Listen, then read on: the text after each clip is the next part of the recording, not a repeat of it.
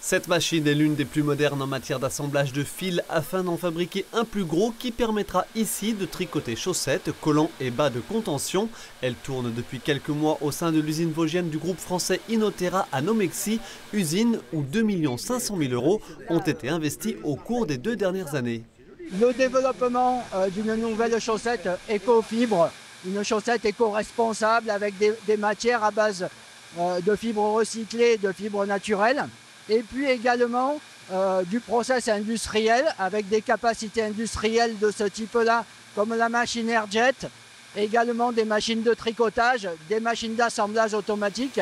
2 500 000 € d'investissement, dont 450 000 d'aides de l'État dans le cadre du plan France 2030, dont le secrétaire général était ce jeudi dans les Vosges.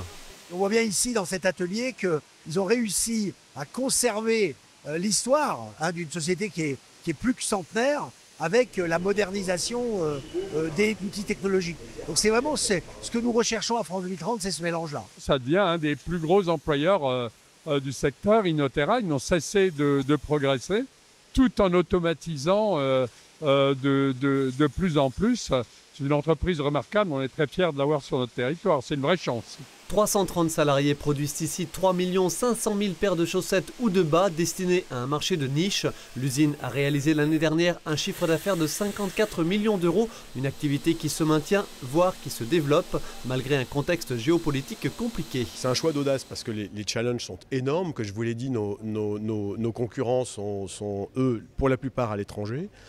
Et c'est un choix de confiance parce qu'on est convaincu qu'on a le personnel, on a la technique, on a l'expertise, on a la passion en fait pour y arriver. Donc on est certain qu'on va y arriver. Les taxes de douane, c'est un problème aujourd'hui ? C'est certainement un problème pour l'Amérique, mais il n'y a pas que l'Amérique dans le monde, il faut aller chercher les autres pays. Et justement, c'est l'occasion pour l'Europe d'aller se dire, la solution de facilité consistait à vendre uniquement aux États-Unis, elle va vers d'autres pays, le sud-est asiatique, l'Amérique du Sud, l'Afrique.